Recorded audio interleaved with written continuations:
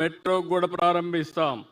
ఇవన్నీ చేసుకోగలిగితే రాష్ట్రాన్ని ఒక మ్యారిటైమ్ గేట్వేగా తయారు చేయడానికి అన్ని అవకాశాలు ఉన్నాయి.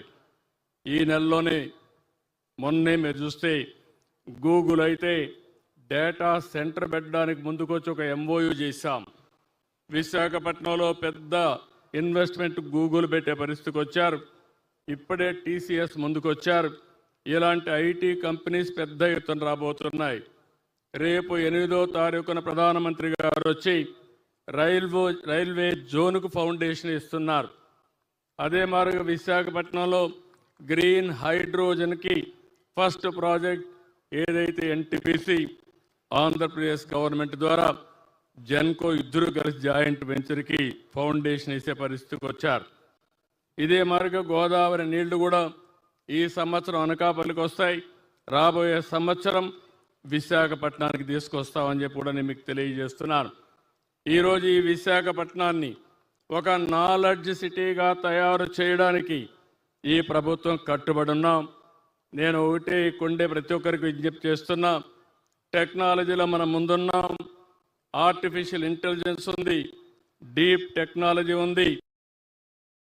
ఒక ఆంటర్ప్రెన్యూర్ తయారు చేయడం తెలుగుదేశం పార్టీ ఎన్డీఏ ప్రభుత్వం యొక్క అభిష్టం అని చెప్పి కూడా నేను మీకు తెలియజేసుకుంటున్నాను. ఈరోజు మనం ఇక్కడ చూసాం, నేవీ విన్యాసాలు చూసాం, ఒక ఇన్స్పిరేషన్ పొందాం. ఇప్పుడు చూస్తే మన నేవీ రిక్రూట్మెంట్ పెడితే విశాఖపట్నం నుంచే ఎక్కువ మంది నేవీలో సెలెక్ట్ అయ్యే పరిస్థితి వస్తున్నారంటే దానికి కారణం వారు చూపించిన ఇన్స్పిరేషన్ అని చెప్పి కూడా నేను మీకు తెలియజేసుకుంటున్నాను. ఇంకొక పక్క ఇక్కడికి వచ్చినప్పుడు నేను చెప్పకపోతే బాగుండదు కాబట్టి తొందరలోనే మెట్రో రైలు వస్తుంది. ఇక్కడ అరకు కాఫీ ప్రపంచవ్యాప్తంగా మనం ప్రమోట్ చేసే పరిస్థితికి వచ్చాం. విశాఖపట్నం స్టీల్ ప్లాంట్ కూడా పరిరక్షించుకుంటున్నాం. అదే సమయంలో విశాఖపట్నంలో అతి పెద్ద ఆకర్షణగా ఉన్న కురుశ్వర సబ్మెరైన్ మ్యూజియం కూడా మనం ఏర్పాటు చేసుకునింది 2002 ఆగస్టులో ఏర్పాటు చేసుకున్నాం. అదే సమయంలో 2017లో 14 కోట్లు ఖర్చు పెట్టి TU-142 ఎయిర్ క్రాఫ్ట్ మ్యూజియం ఏర్పాటు చేసుకున్నాం. ఆ రోజు ఆలోచించాం, INS విరాట్ని యుద్ధ నౌక కూడా ఇక్కడ తీసుకొచ్చి టూరిజాన్ని ప్రమోట్ చేయాలనుకున్నాం. అది మిస్ అయింది. మళ్ళీ అలాంటి అవకాశం వస్తే ఆ అవకాశాన్ని కూడా ఉపయోగించుకుంటామని చెప్పి నేను మీకు తెలియజేసుకుంటున్నాను. ఈరోజు ఈ యొక్క విశాఖపట్నాన్ని ఒక ఫైనాన్షియల్ హబ్గా తయారు చేయాలని, ఒక టెక్నాలజీ హబ్గా, ఫార్మా హబ్గా, మెడికల్ మ్యానుఫ్యాక్చరింగ్ హబ్గా తయారు చేయడానికి ఈ ప్రభుత్వం ముందుకు పోతున్నాం. మన ప్రధానమంత్రి గారు వికసిత్ భారత్లో భాగంగా డిఫెన్స్ రంగంలో కూడా మనం అభివృద్ధి సాధించడం కోసం ముందుకు పోయారు. భారతదేశం ఆర్థికంగా దూసుకెళ్లే పరిస్థితి వచ్చింది. దేశం ఆర్థికంగా స్ట్రాంగ్గా ఉంటేనే సరిపోదు, డిఫెన్స్ పరంగా కూడా మనం స్ట్రాంగ్గా ఉండాల్సిన అవసరం ఉంది. అలాంటి డిఫెన్స్లో సమర్థవంతంగా ఉండడానికి నేవీ చేస్తున్న కృషి అసామాన్యం. వారిని ఈరోజు మనం చూస్తే, మన నేవీని చూస్తే వేరే వాళ్ళు భయపడే విధంగా మన వాళ్ళు పనిచేయగలుగుతున్నారు. ఆ విధంగా ప్రాణాలు కూడా లెక్క పెట్టుకోకుండా దేశాన్ని కాపాడడానికి పోరాడే నేవీని పేరు పేరున ప్రతి ఒక్కరిని అభినందిస్తున్నానని చెప్పి నేను మీకు అందరికీ తెలియజేస్తున్నా. భారతదేశం Viksit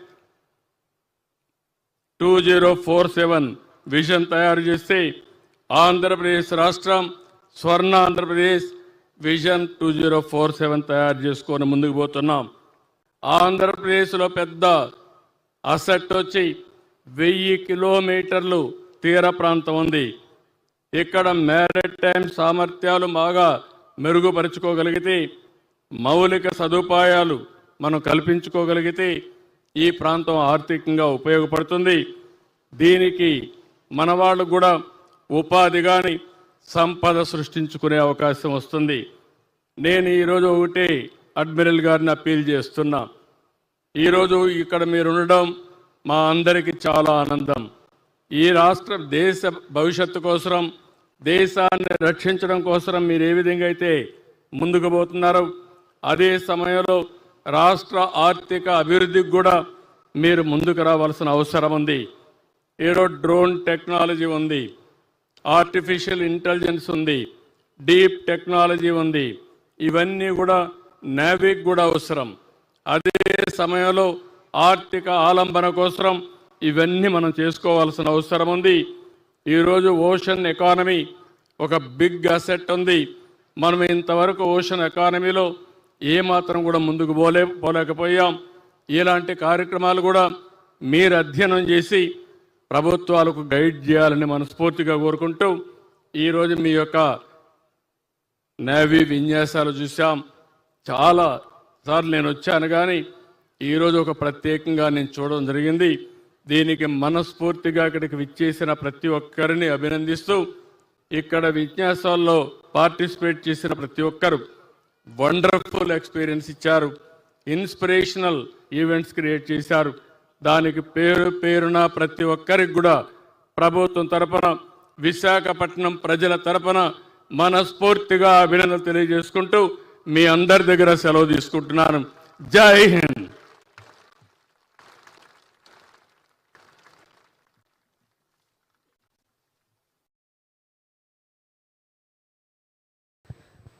Ladies and gentlemen, in just a few moments, the night sky will come alive with a spectacular fireworks display, showcasing a brilliant blend of colors and grandeur.